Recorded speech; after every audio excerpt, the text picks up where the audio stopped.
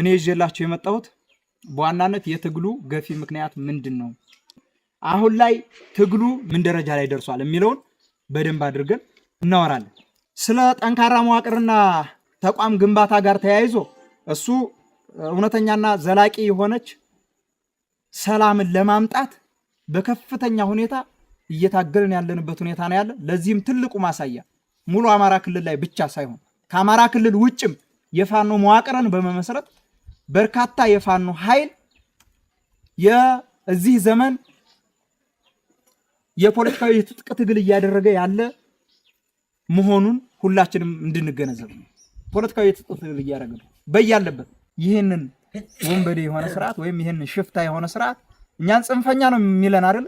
እሱ ደግሞ ሀገር አፍራሽ ተላላኪ ዳግማዊ ጣሊያን፣ ብልጽግና ማለት ዳግማዊ ጣሊያን በጣሊያን የኢትዮጵያ ወረራ የግዛት ማስፋፋት በሚያደርጉበት ዘመን የነበረው ጭፍጨፋ፣ የነበረው ግድያ፣ የነበረው ማፈናቀል፣ የነበረው ኢትዮጵያኖች ተኮር ግድያ ዛሬም አለ።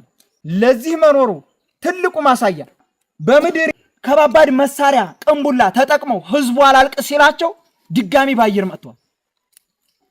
በድሮን ያልተመታ ሀብት ንብረት አለ እንዴ? ያልተመታ ንጹሃን አለ እንዴ? እሺ እንደው መከራ ታይቶ የተሰራው የህዝብ መገልገያ ተቋም ተብሎ የመሰብሰቢያ አዳራሽ፣ የግብርና ተቋማቶች፣ ጤና ጣቢያ እነዚህ በድሮን አልተጨፈጨፉ?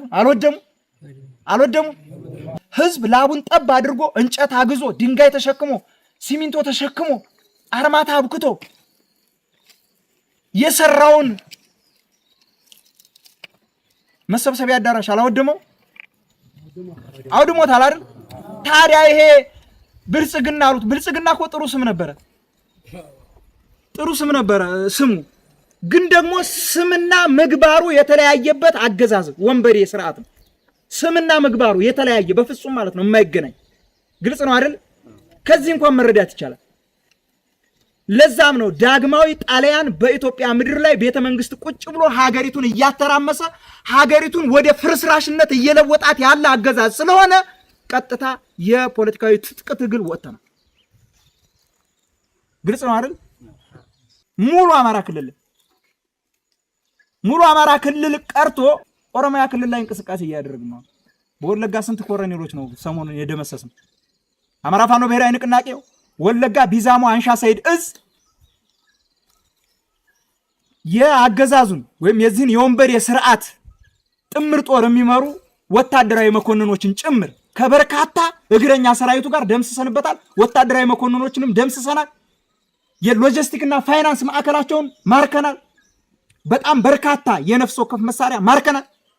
የዚህን ዳግማዊ ጣሊያን የሆነ ሀገሪቱ እንድትፈርስ ወደ ፍርስራሽነት እየቀየራት ያለውን አገዛዝ እስከ መጨረሻው ድረስ ተፋልመኑ ከዚህ ከያዘው ወንበር ላይ ንቅል አድርገን ጥለን ኢትዮጵያን በወርዷ በስፋቷ ልክ ሲያስተዳድሯት የነበሩትን የአባቶቻችንን የአመራር ዘይቤ እንተክለዋለን። ያኔ ኢትዮጵያም እንደ ኢትዮጵያ እፎይ ትላለች። በህዝቡ ላይ ሐረር የሚጥል በህዝቡ ላይ ድሮን የሚያዘምት ከአባቶቻችንና ከእናቶቻችን መቀነት የተወሰደውን ግብር በዛ ግብር የተሸመተ ድሮን ማህበረሰባችን ላይ እያዘነበው ያለበት ሁኔታ እንዳለ ማወቅ መቻል አለብን። ግልጽ ነው አይደል?